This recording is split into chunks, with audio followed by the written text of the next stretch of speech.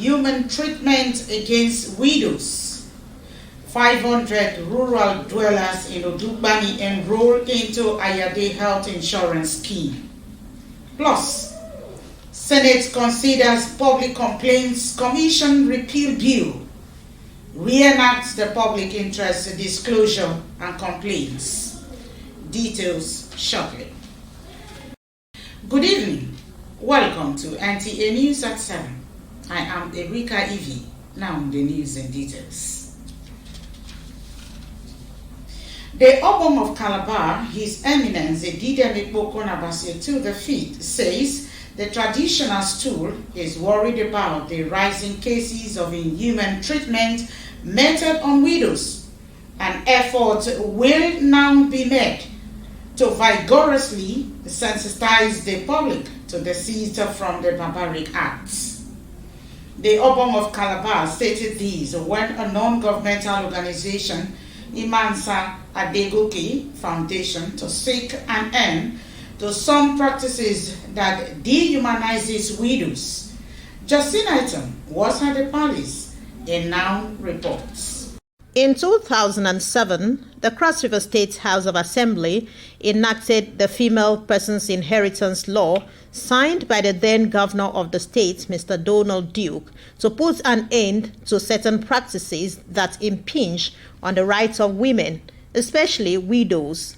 15 years down the lane, these practices have continued unabated, and bringing this law to bear informs this sensitization. I'm a lawyer, but I wasn't even aware of this law until last year, and I thought to myself, in 2011 we wanted the government of Lea Limoke to pass a law for widows' rights, and we were not aware that this law existed. So if I, being a practicing lawyer, was not aware of the existence of this law, how much less paramount rulers, how much less traditional rulers? So the essence is to say, listen, there is a law that backs up our demands. If you guys don't listen, we have a right to go to court, we have a right to imprison a few of you. Being that some of these practices are deeply rooted in culture, there is no better place to commence the campaign for their eradication than from the abode of the custodian of the customs and tradition of the people. The Obong of Calabar is perplexed at the dehumanizing manner women and widows are treated by their spouses and relatives, and advises thus. We are all human beings. What is not good for anybody to do to you, don't do it to any other person. You need to look at our homes, take care of our children, take care of our wives. But what are these practices that still hold sway in Cross River states, and how do the widows feel? Even when once your husband die, they will call you winch. You are the one that killed the husband, but not the husband killed wife. All right? So even many children rejected their mothers because they call her winch. If they refuse their mothers and let their mother to suffer. So there are communities, even recently, TNAF is working on it, where a widow's child can be used, a female can be used to pay credits owed by any of the family members. The Female Persons Inheritance Law stipulates, among others, that anyone who coerces, compels, or subjects a female person to degrading traditional rights or anything which contradicts her fundamental human rights will be arrested without warrants. In Calabar, Justina Etam, NTA News. Morality and moral decadence have been issues on the top burner of public discourse, especially where it concerns sexuality, sex education, and rape. These matters have driven stakeholders around the globe to seek solutions to these social menaces, where many observers and analysts put the blame of these vices on parents and caregivers. Utebe Achibon reports on the place of sex education in addressing rape. For some time now, moral decadence in society and sexual misconduct such as rape have been a recurring decimal. Adults and infants are not spared in the social vice, which has assumed alarming proportions. The media has been inundated with several reports on the menace, and parents and caregivers express worry at the trend. It is incumbent on parents to educate their children. At least there are sensitive parts that when they are informed, that should not be touched by any other person. Doesn't demand any particular age. From that early stage, you need to give them sex education, which is very good for them. Dr. Nta Calabar is an acting head of Department Educational Foundation, Guidance and Counseling, University of Uyo. For him, sex education is necessary at a tender age as this could expose the minors to ways of avoiding rape advances. Now, when it has to do with the issue of rape, to me, it has little or nothing to do with information the victim possesses. Because rape actually has to come from somebody using power, using force. So you may have all the information and the knowledge, but when you are overpowered, it becomes something else. We thank God that the laws are there. We make sure it's enforced to the letter. None of such cases will be swept under the carpet. While sex education could go a long way to save a child from sexual abuses if all parents and caregivers can do their bit, it is also the thoughts of observers that sex education be fully integrated in the nation's schools curricula from the kindergarten. In Uyo, Utbe Achibong, NTA News. Moving on, ensuring quality health care delivery in Nigeria is one which should not be left for government alone if universal adult health coverage must be achieved. Achibong Basi reported that to this end, 500 rural dwellers in Udubani local government area of Cross River State have been enrolled in the second phase support to Governor Benayade health insurance scheme across the state. Over to you, Achibong. The Ayadeke has been described as a phenomenon which should be supported by the private sector.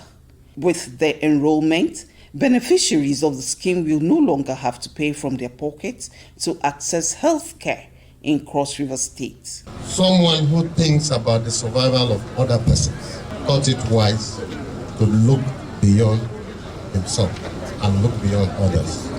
Without health, we all would not be here. My papa will be governor of Cross River State. Where start this Ayadeke? You know what he tell me? He said, my son, Chris, the reason why you need to give out to people is not because you have enough, but it's because you care enough for the people. Some key stakeholders identify poor funding as the major challenge to accessing quality health care among rural dwellers.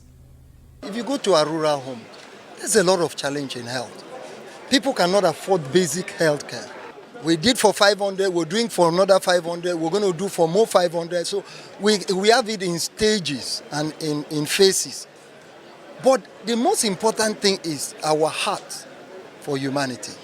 The health stakeholders are optimistic that the scheme, which cuts across the 18 local government areas of the state, will bridge the gap in health care delivery. In Calabar, Achibong Basi, NTA News. Senate is considering the bill that seeks to repeal the Public Complaints Commission Act and to reenact the Public Interest Disclosure and Complaints Commission. The bill, which has passed second reading, sponsored by Senator Suleiman Abdul Kwari, is primarily to expand the scope of the Public Complaints Commission to accommodate the various anti-corruption policies and measures of government, strengthen anti-corruption agencies, and protect citizens who are willing to provide vital information on corrupt practices. As lawmakers, we have the prerogative of creating institutions of relevance. This bill, when passed into law, will repeal the Public Complaints Commission Act 1975 and reenact the Public Interest Disclosure and Complaints Commission Act of 2020. This bill has 15 parts covering the legal and institutional framework, management, and protection of disclosures. So we don't necessarily have to come up with a new commission, but to expand an existing commission and make it more focused in the war against anti-corruption. Enact the Public Interest Disclosure and Complaints Commission to provide a framework for making disclosure and protection of disclosure and for other related matters 2022 second reading taken. Meanwhile, Senate has passed the 2022 budget of the Federal Inland Revenue Service of 215.8 billion naira, with emphasis on the need for the service to deploy modern technology in its operations. The House of Representatives says major steps have to be taken in order to give direction on issues relating to fuel subsidy and state refineries in Nigeria. House Speaker Femi Gbajabiamila, at the commencement of plenary, set up 2 ad hoc committees to conduct investigation on the matters. The 2 committees, as mandated to separately determine daily consumption of premium motor spirit (PMS) in Nigeria and the current state of refineries, including how much it will cost to have them running at maximum capacity. The 2 committees are to engage widely with all stakeholders, such as labor unions, experts, and operators in the sector. You're watching news reaching you from the studio of Nta Calabar. You can also watch this newscast on our YouTube channel at YouTube/Nta Calabar. More news when we return. Don't go away.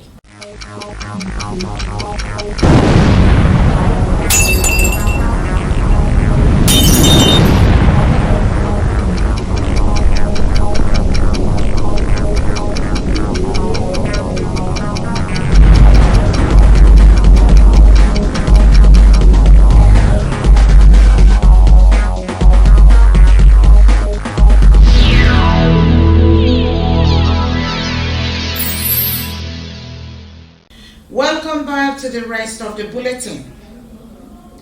General Overseer of the Redeemed Christian Church of God, Pastor Nta Calabar, has declared that year 2022, Bayelsa State will witness blessings that will create a great turnaround. Pastor Deboe, who is in the state for a 2-day Light Up Bayelsa Holy Ghost rally, was at the state government house, Yenugwa, on a courtesy visit to Governor Duye Diri. Fred Owefi reports. Describing his visit to Bayelsa State in 2022 as predestined by God, Pastor Enoch Adeboye disclosed that this year will be a special one, as the state will witness a supernatural turnaround in all facets of the economy. The clergy expressed joy that God is about to do something special, as his visit will herald a new dawn for Bayelsa State. It's a very, very peculiar year, a year of doubles. A year when God is going to double your blessings, double your testimonies, double your joy. Governor Duye Diri expressed optimism that all the spiritual blessings embedded in the clergy to minister to the people will equally impact on the soil, as he called on Bayelsans to partake and tap from the GO's blessings. That you stepped on the soil of this land, we know that the conclusion of your statement will certainly impact on the people and the land of Bayelsa. Governor Diri appreciated Pastor Adeboye and other clerics for their prayers that led to the emergence of his administration, and appealed passionately for continuous prayers for the government and Bayelsans to succeed. Fred Oweifie, NTA News. Away from that, President Muhammadu Buhari has reaffirmed his administration commitment towards ending open defecation in the country by the year 2025. These followed his formal signing of a pledge card, a commitment booklet prepared during the flag off of the campaign toward putting a stop to the human practice. State House correspondent Adamu Sambo reports that signing the document signifies the president's readiness to give more political and financial supports toward meeting the target of ending open defecation in the next 3 years. Minister of Water Resources Suleiman said Vice President Yemi Osinbajo also signed the pledge card, while state governments are also expected to follow suit as part of their commitment to end open defecation in their respective states. Meanwhile, the president has granted audience to the immediate past president of the Republic of Benin, Thomas Boni Yayi. Mr. Boni Yayi ruled the neighboring Benin Republic for 2 terms between 2006 to 2016. And now to politics. The chairman of the All Progressive Congress Caretaker and Extraordinary Convention Planning Committee, Governor Maimala Buni, says the party has not taken any decision at any form on anything relating to zoning of offices. A statement by the Director General, Media Affairs to Governor Buni, Mahmoud Mohammed, described the publication of a purported lease on zoning as just a figment of the author's imagination that has nothing to do with the chairman and the party. The statement urged the public to disregard the purported list as it is misleading and completely false. Away from politics, the fight against human trafficking and other forms of child exploitation that are constituting security threats across the country can only succeed through intelligence gathering and sharing, as well as when every segment of the society plays its role with sincerity of purpose.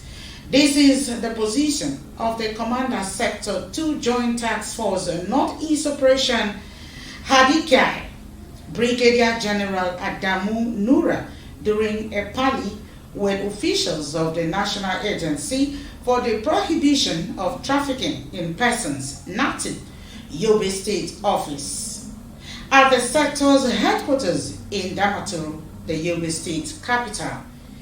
Yunusa Suleiman reports. Since its establishment in 2003, the National Agency for the Prohibition of Trafficking in Persons, NATIP, has been making concerted efforts to curb the menace of human trafficking, child labor, exploitation and related crimes towards building a better society. This perhaps is the reason the Anti-Human Trafficking Agency is intensifying advocacy to seek for collaboration and partnership on intelligence sharing with the headquarters of Sector 2 Joint Task Force Northeast Operation Hadinke in Yobe State to stem the tide of these challenges considered as harmful to human rights, dignity and social security. Therefore, the fight against human trafficking, exploitation, child labor is not a single organization fight alone, but a collective responsibility for all.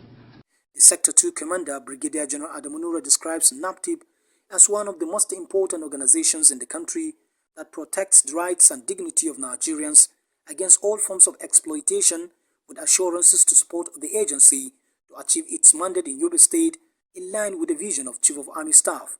He stresses that aggressive sensitization campaign to parents and stakeholders' engagement are key to ending the menace. Everybody must come together. Everybody is important. Very, very important. You can't ignore anybody and think you can succeed. And that is what the Chief of Army Staff is emphasizing. That joint environment must be held. The National Agency for the Prohibition of Trafficking in Persons, NAPTIP, in Yobe State is among the 12 liaison offices under the supervision of the Maiduguri Zonal Command, saddled with the responsibility of combating human trafficking in the Northeast region. In Damaturu, Yunusa Suleiman, NTA News. A dramatic improvement on Nigerian foreign earning is achievable through healthy collaborations with relevant foreign organizations. The assertion was made by the Director General, Chief Executive, National Metallurgical Development Center, Professor Linus Asokwo during a technical and fact-finding visit of Director and Engineering Consultant of Diamond Aggregate Mining Limited, India, to National Meteorological Development Center just recently. The DG, who was represented by the Director of Finance and Human Resource Management, Dr. Abubakar Yusuf Tutumi, told the team from Indian company that NMDC does not partner with foreign organizations with exploitative tendencies, rather with organizations that have symbolic principles in collaborations. According to Sonny Eweyama, Mr. Ja Matthew, one of the directors of the company, expressed satisfaction on what he saw in various laboratories visited at the center. Mr. Matthew promised his company would expedite action in ensuring that the proposed Memorandum of Understanding (MOU) between his company and NMDC are signed in the shortest possible time, which, according to him, will symbiotically be of immense benefit to Nigeria and India. With that report, we come to the end of the news tonight. But before we go, a recap of the top stories. The Obong of Calabar, His Eminence Edidemekpo Konabasu to the feet, has condemned the inhuman treatment meted against widows in the society. 500 rural dwellers in Udubani local government area have enrolled into the Ayade health insurance scheme. You also heard in the news that the Senate is considering the Public Complaints Commission repeal bill to reenact the public, which seeks to repeal the Public Complaints Commission Act and to reenact the public interest disclosure and complaints. That is it. Stay safe. Thanks for watching. Good night.